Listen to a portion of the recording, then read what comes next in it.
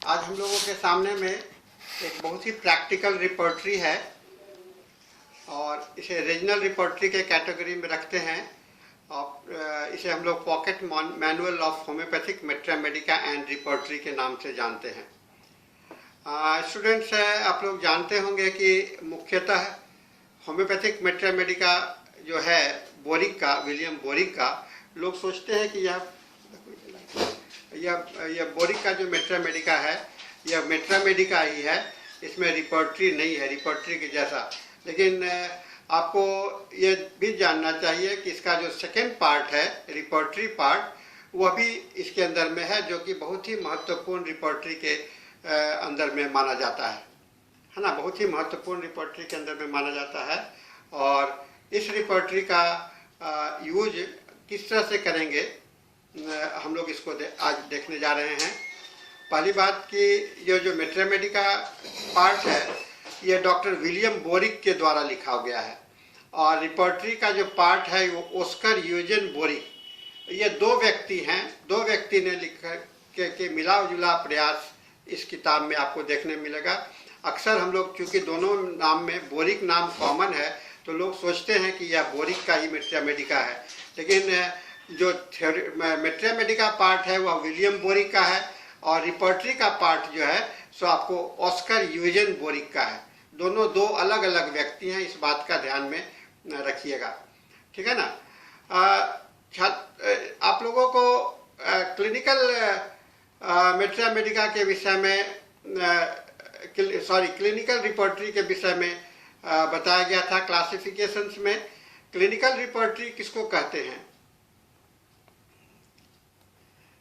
Clinical repertory किसको कहते हैं? Clinical repertory are those which contains clinical symptoms और conditions and corresponding to the group of medicine. Clinical symptoms का मतलब होता है वैसा सिम्टम्स जो कि क्लिनिक में खोजा गया, क्लिनिक में मिला, है ना। और क्लिनिकल रिपोर्टरीज में हमें इससे मदद मिलता है दवा को खोजने में, पैथोलॉजिकल सिमिलरिटी, कॉजेशन, मॉडलिटीज और कॉन्कॉमिटेंट के साथ में। पैथोलॉजिकल सिमिलरिटी, कॉजेशंस, मॉडलिटीज और कॉन्कॉमिटेंट के साथ में।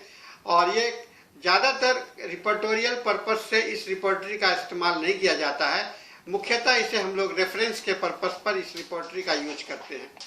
क्लिनिकल रिपोर्टरी का यूज जो है सो वैसे समय में हम लोग करते हैं जबकि कैरेक्टरिस्टिक सिम्टम्स कवर्ड होते हैं, बहुत समय में दिखलाई नहीं पड़ते हैं, तो क्लिनिकल सिम्टम्स के आधार पर लोग प्रिस्क्राइब करने के लिए सोचते हैं।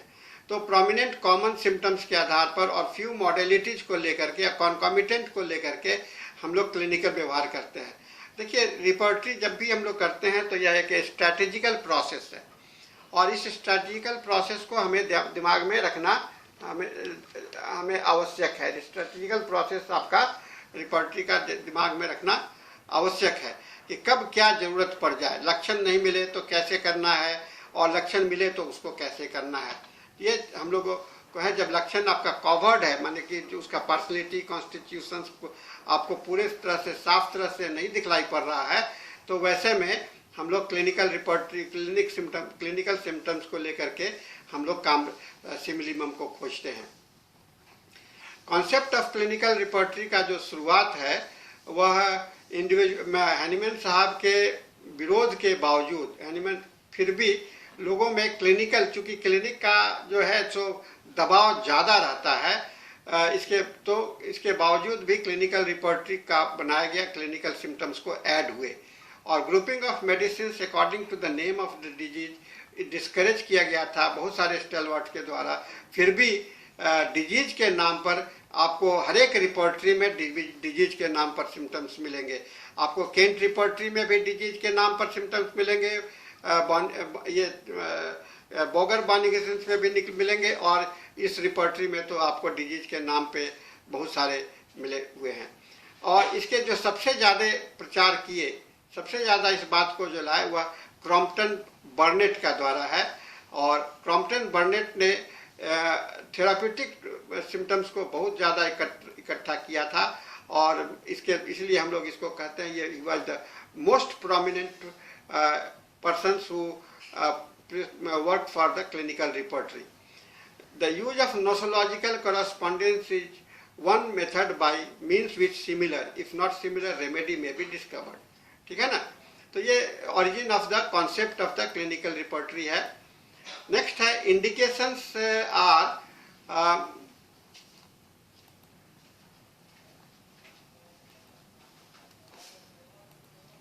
indications are open to the practitioner. आप ये आपके हाथ में है कि आप कैसे इसको इस्तेमाल करते हो.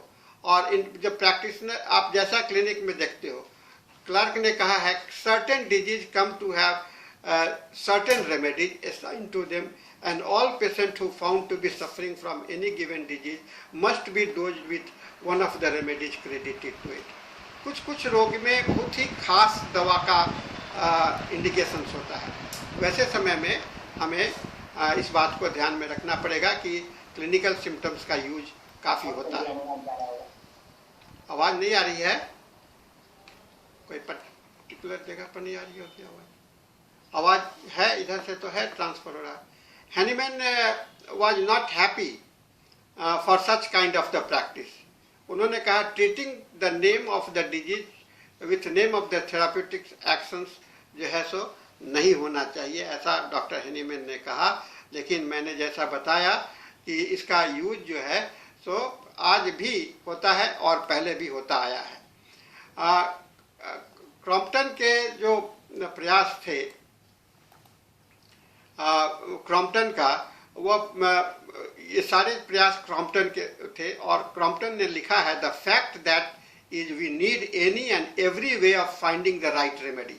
हमें हर एक तरीका चाहिए, रास्ता चाहिए, चाहे कैसे भी हो, चाहे वो सिंपल हो, सिम्टोमेटिक हो, सिमिलिमम हो, हर एक रास्ते पैथोलॉजिकल सिमिलिमम हो, हमको जैसे भी चाहिए.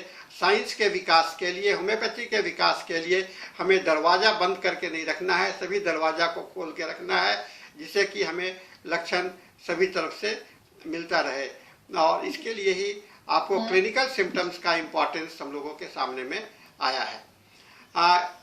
जो बहुत सारे क्लिनिकल रिपर्टरी आए हैं, जैसे 1869 में बेल्स के डायरिया का नाम आपने सुना होगा.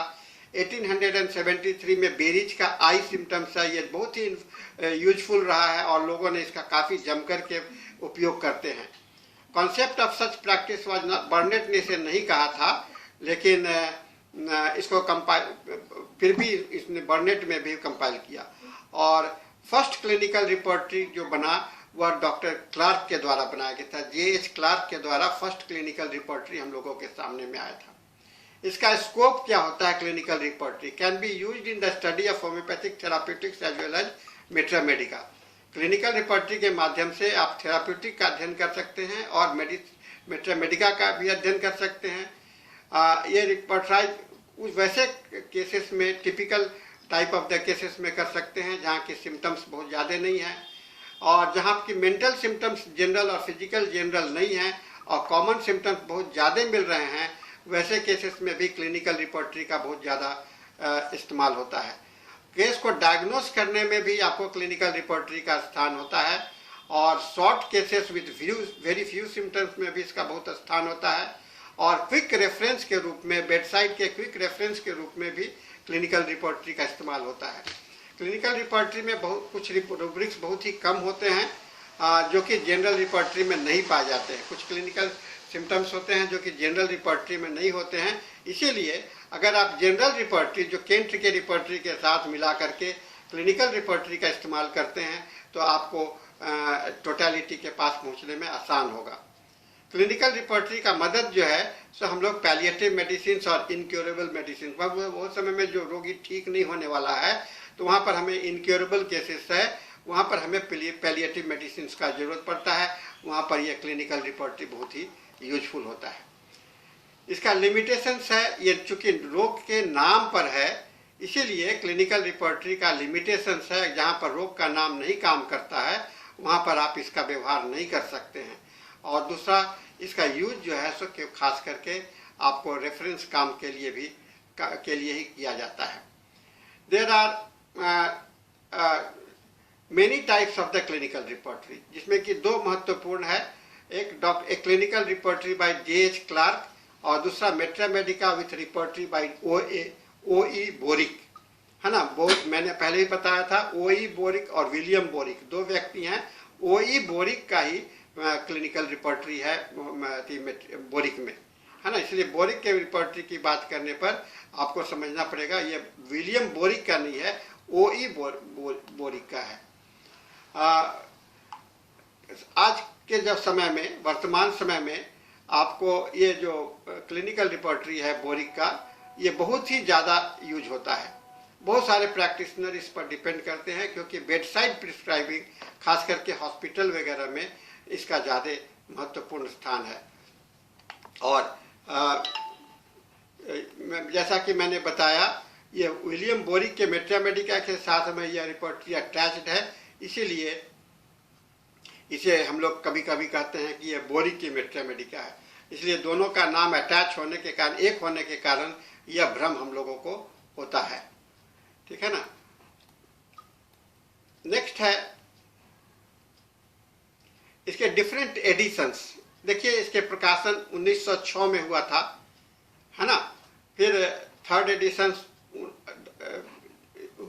ये फर्स्ट एडिशन हुआ, सेकेंड एडिशन हुआ, थर्ड एडिशन 16 में हुआ, 1906, 1912, 1916, 1922 और फिर 1927, है ना। इस समय तक बोरिक एंड टेफल के द्वारा, पहले बोरिक एंड रेयन के द्वारा हुआ था, उसके बाद में जो 5वां एडिशन है वह बोरिक एंड टेफल। हर एक एडिशंस का होने का मतलब क्या है कि इसमें परिवर्तन हुए, इसका विकास होता रहा है और इसमें कुछ एडिशंस होता रहा। और आज के समय में जो बीजैन के द्वारा जो पब्लिकेशंस है, इसमें भी उन्होंने मॉडिफाई करके बोरिक रिपोर्टरी को, बोरिक मेट्रामेडिका में बहुत सारे परिवर्तन किए हैं। तो इस चीज़ को हमको दिमाग में रखना पड़ेगा कि बेसिक में और चेंजेज में क्या है, इससे आपको अंतर समझ में आ जाएगा। इस रिपोर्टरी में जो सेक्शंस हैं वह उसके अंदर में स्टूडेंट्स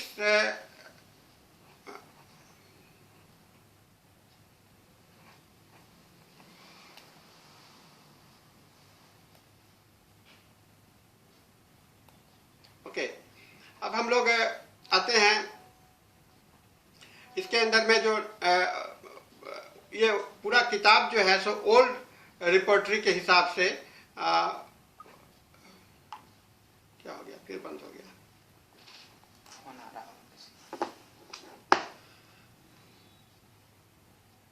क्लिनिक वाला ले लीजिए, क्लिनिक का चल रहा है। क्लिनिक वाला ले लीजिए, क्लिनिक का चल रहा है। ठीक है, किसी का फोन है इसलिए कट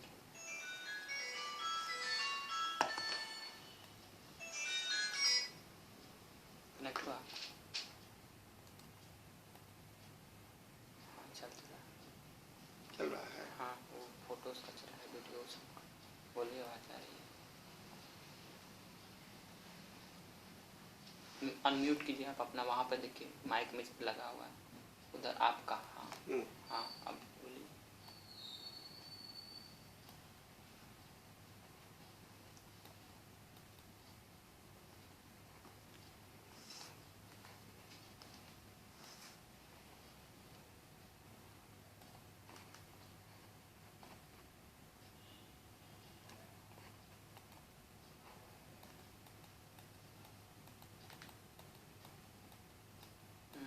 मुखर्जी सर कॉल कर रहे थे, आपका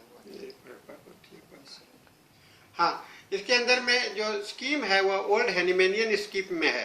ये क्लिनिकल रिपोर्टरी जो है सो ओल्ड हैनिमेनियन स्कीम में है। इसके अंदर mind, head, eye, ear, nose, face, mouth, tongue, taste, gums, teeth, throat, stomach, abdomen, urinary system, male sexual organ, female sexual organ, circulatory system, locomotor system, respiratory system, skin, fever, nervous system, generalities और last में है आपको modalities, एग्रीवेशंस and एमरेशंस। ये इतने chapter इसके अंदर में आपको देखने को मिलेगा। Arrangement of the rubrics, the rubrics are arranged in alphabetical orders में है। हर एक रूब्रिक्स जो है सो अल्फाबेटिकल ऑर्डर में है। Each rubrics with extensive in presented in the following order में है। हर एक रूब्रिक्स के अंदर में जो अंदर का जो सब रूब्रिक्स है उसमें cause, type, location, character of pain, concomitants, उसके बाद में मॉडलिटी। जैसा कि चैप्टर का अरेंजमेंट है वैसे ही इसके अंदर में हर एक रूब्रिक्स का भी अरेंजमेंट आपको दिखलाई पड़ेगा, ठीक है ना। सब रूब्रिक्स जो है सो पहला जो लेटर है उसको बोल्ड कैपिटल में लिखा गया है, रोमन बोल्ड में फर्स्ट इंडेंटेशन है अरेंज किया गया है, क्रॉस रेफरेंस को दिया गया है आपको, उसके बाद में पर्टिकुलर रूब्रिक्स और सब रूब्रिक्स को, और केंट रिपर्टरी में ये थोड़ा सा अलग है। तो क्रॉस रेफरेंस जो है सो इमीडिएटली पर्टिकुलर रूब्रिक्स के रूप में दिया गया है। जैसे एग्जाम्पल के रूप में दिखलाते हैं, चैप्टर आई में रूब्रिक्स है कंजंक्टिविटा है, सब रूब्रिक्स है inflammation and gonorrhoea, sympathetic from remedies, अब यहाँ पर सी पुरुलेंट, अब ये रेफरेंस दिया हुआ है, क्रॉस रेफरेंस किया हुआ है। आफ्टर रूब्रिक्स एंड सब रूब्रिक्स क्लिनिकल कंडीशन और सिनोनिम्स दिया हुआ है पैरेंथेसिस, उसके बाद में चैप्टर आई, फिर कंजंक्टिविटा, सब रूब्रिक्स। तो ये इसका स्ट्रक्चर है रिपोर्टरी का, ठीक है ना। ये कहाँ पर इस रिपोर्टरी को ज़्यादा आप इस्तेमाल कर सकते हो, वन साइडेड डिजीज में, और to prescribe on the basis of nosological diagnosis में, व्हेन डेफिनेट कॉज अगर आपको नहीं मालूम है वहाँ पे इस्तेमाल कर सकते हैं, पैथोलॉजिकल जनरल्स बहुत ज़्यादा है वहाँ पे इस्तेमाल कर सकते हैं, टॉक्सोकोलॉजिकल जिसका जो प्रभाव होता है उसके कारण आप इस्तेमाल कर सकते हैं, और प्रोफिलैक्टिक रेमेडीज के रूप में भी आप खोजने के लिए इसका प्रयास कर सकते हैं, और prescription based on suppressed effect, कोई अगर आपको पता चला कि सप्रेस्ड इफेक्ट के कारण है बीमारी तो वहाँ भी आप इसको यूज कर सकते हो, और ख़ास करके एक्यूट केसेस में इसका बहुत ज़्यादा व्यवहार होता है। इसमें कुछ महत्वपूर्ण बातें हैं। Repertory content total number of medicine इसमें 1409 है, जो कि आपको सभी रिपोर्टरी से ज़्यादा है। केंट रिपोर्टरी में भी 1409 रेमेडीज नहीं है, इसमें 1409 रेमेडीज है, और इसके अंदर में आपको इंडेक्स में जो है सो 1414 दवा दिया हुआ है, लेकिन कुछ मेडिसिन को कहिए एक ही तरह का नाम होने के कारण दोहराया गया है, इसलिए टोटल नाम को आप टोटल नंबर को आप 1409 बोल सकते हैं, ठीक है ना। टेक्निकल और clinical terms are often as rubrics as bracketed, thus assume the subsidiary places in which strict accordance with the homeopathic requirement to prescribe for the symptoms of each specific case and not for mere by the name of disease. Technical name या terminology जो दवा का बीमारी का दिया हुआ है उसको ब्रैकेट करके रूब्रिक्स का भी फॉर्मेट दे दिया गया, जिससे कि आप यह समझिए कि यह जो है सो आपका सिम्टोमेटिक सिम्टम्स के रूप में कैसे देखेंगे और डिजीज के नाम के रूप में कैसे देखेंगे। जैसे आप डायबिटीज की बात करते हैं तो डायबिटीज के लिए एक चीज वर्ड यूज किया जाएगा, यूरिन शुगर इन, ऐसा करके रूब्रिक्स है। डायबिटीज अलग जगह पर है और यूरिन शुगर इन है। आपको सिंथेसिस रिपोर्टरी में भी इस टर्मिनोलॉजी को इस्तेमाल किया गया है। Then remedies are arranged in alphabetical orders and indicate and the italic indicates more frequently verified clinical remedy. अब यहाँ पर इंडिकेशंस में क्या क्या है, अल्फाबेटिकल है और बहुत ज़्यादा क्लिनिकल अगर जहाँ पर जानकारी है उसको इटैलिक्स में लिखा गया है। इसमें केवल दो ही टाइपोग्राफी यूज किया गया है, एक रोमन लेटर और दूसरा इटैलिक्स लेटर, ठीक है ना। इटैलिक्स लेटर, इटैलिक्स और ये दो ही है। तो टाइप इसमें इटैलिक्स जो है सो इंटेंसिटी ऑफ रेमेडी को ज़्यादा बताता है, ठीक है। इसको हम लोग को दिमाग में रख। बाकी आप रिपोर्टरी में देखे होंगे कई एक टाइपोग्राफी यूज किया है, बोगर में, बॉनिगसेंस में, केंट में उन्होंने मार्किंग करने का तरीका भी अलग किया है, लेकिन इसमें केवल दो ही फीचर है। Index to repertory facilitate the search for the needed rubrics. इसमें एक इंडेक्स बना हुआ है जो कि बहुत कुछ आपको सर्च करने में मिलेगा। और प्रोफिलैक्टिक्स से रिलेटेड माने रोग का बचाव करने के लिए जो रूब्रिक्स है वह भी एक इम्पॉर्टेंट है, वो प्रोफिलैक्टिक हेडिंग में के अंदर में मिला है, जो कि बहुत ही इसका खासियत है इस रिपोर्टरी का। Rubric related to toxic effects of drug are given in the general chapter under the complaints of it. जो टॉक्सिक इफेक्ट है आर्सेनिक पॉइजनिंग और कोई वेजिटेबल पॉइजनिंग का, तो उसके अंदर में एब्यूज ऑफ करके एक अलग चैप्टर है जो कि इसके अंदर में दिया हुआ है। नेक्स्ट है many clinical rubrics are in the repertory बहुत सारे क्लिनिकल रूब्रिक्स है, जैसे बिबोनिक प्लेग, एडिसन डिजीज, ऐसे नाम के बहुत सारे रूब्रिक्स हैं. Affection of that part of locations are given under that part. The chapter which represents organ or system follows the pattern. The rubrics will be that part and sub-rubrics and conditions related to the EG reference. I, choroid, inflammations, suppression, congestions, ऐसे करके इसमें अंदर arrange किया हुआ है. ठीक है ना. इसका डिमेरिट्स क्या है, इससे नुकसान क्या होता है. ये क्लिनिकल रिपोर्टरी होने के कारण इसको हम लोग जनरल रिपोर्टरी की तरह इस्तेमाल नहीं कर सकते हैं. केंट, सिंथेसिस, नर और क्लार्क का जो यूज है उसके जैसा इसे नहीं कर सकते हैं.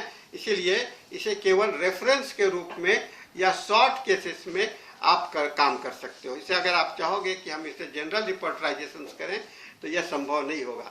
डॉक्टर बोरिक ने अपने स्वयं कहा, this work found numerous suggestions based on clinical observations or deductions from partial proving, all of which may prove most valuable addition to our Metra Medica if further verified. कहा कि इससे क्या होगा, clinical repertory के माध्यम से आप अपने मेट्रा मेडिका का और भी विस्तार कर सकते हो, और भी विस्तार कर सकते हो अगर ये सजेशंस आपको मिलता रहेगा.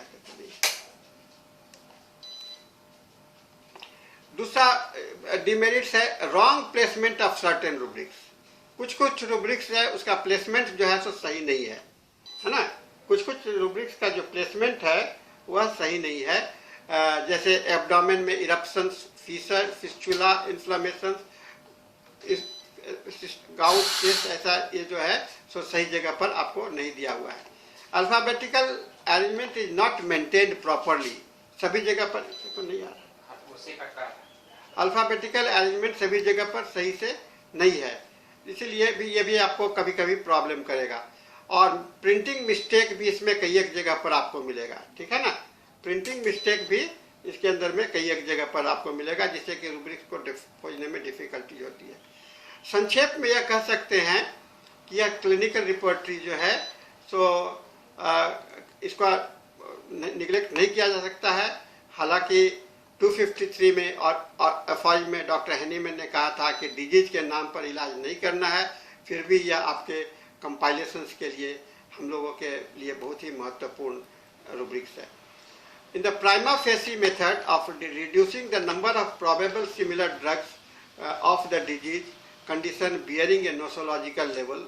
इसलिए बोरिक कहते हैं it is only by the persistent use of one repertory that its peculiar and intricate arrangement gradually crystallize itself in definite outline in the mind of the students of the same, and thus he attains the ready ease and practical insight of the collator, thereby rendering such a beeline well nigh indispensable in one day of labor saving device. ठीक है ना.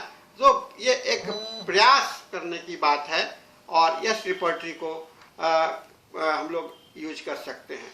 तो यह हम लोगों के लिए आज का संदेश है. छोटी सा इस रिपोर्टरी के माध्यम से मैंने आपको यह बताने का कोशिश किया कि यह रिपोर्टरी का इस्तेमाल हम लोगों के जीवन में कितना है. ओके. सो आइए अब हम लोग इस चीज़ को हम लोगों ने आज का समय हम लोगों का अभी समाप्त भी हो रहा है और हमारे पास में केवल 10 मिनट बचे हैं. और इस 10 मिनट में अगर आपके पास में कोई सवाल हो तो मुझसे आप पूछ सकते हैं.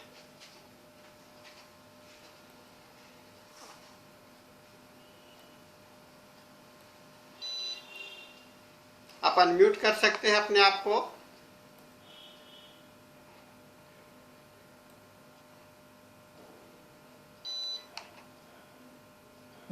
सर.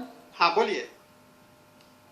सर जो क्लिनिकल रिपोर्टरी में जो भी साइंस सिम्टम लिखे गए हैं उस टाइम पे, हाँ उस समय के मतलब वही बोरिक ने जो मतलब लिखा होगा आपकी जो इन्होंने बोरिक में लिखा है उस टाइम के जो क्लिनिकल एक्सपीरियंस है और प्रेजेंट टाइम में उस दवा को प्रेजेंट करते हैं, क्या दोनों को क्लिनिकल एक्सपीरियंस सेम आएगा डिफरेंट आएगा? देखिए इस पर आपको बहुत कुछ क्लैरिटी नहीं है. ये इसको हम लोग ऐसा मान सकते हैं कि यह एक्सपेरिमेंटल रूब्रिक्स है, सॉरी एक्सपेरिमेंटल रिपोर्टरी है. माने कि इसके माध्यम से आप जा सकते हैं। इस पर पूरा टोटल 100% क्लिनिकल रिपोर्टरी पर भरोसा नहीं कर सकते हैं, क्योंकि क्लिनिकल सिम्टम्स जो होते हैं वह कंफ्यूज, उसमें थोड़ा सा नेचुरल सिम्टम्स नहीं कहते हैं, ठीक है ना। इसलिए क्लिनिकल सिम्टम्स को हम लोग दिमाग में रखना पड़ेगा कि क्लिनिकल सिम्टम्स पर हमेशा डिपेंडेंट नहीं होना चाहिए। हमेशा हमें क्लिनिकल रिपोर्टरी को एक सहारा के रूप में, है ना, एक मददगार के रूप में, उसके रास्ते से होकर के हम एक जगह पर पहुंच सकें, यह काम हम लोग इसके माध्यम से कर सकते हैं। लेकिन टोटली डिपेंड करिएगा तो आप होम्योपैथिक प्रैक्टिस, क्लासिकल प्रैक्टिस नहीं कर सकते हैं, क्योंकि डॉक्टर हैनीमैन बार बार मना करते रहे हैं कि आप क्लिनिकल रिपोर्टरी का ये डिजीज के नाम पर इलाज मत करो। लेकिन यहाँ पर तो डिजीज का नाम इतना भरा पड़ा है, लोकल रेमेडी, लोकल सिम्टम्स के आधार पर, प्रोफिलैक्टिक्स के आधार पर, टॉक्सिकोलॉजी के आधार पर, तो ये खोजना आपके लिए मुश्किल हो जाता है।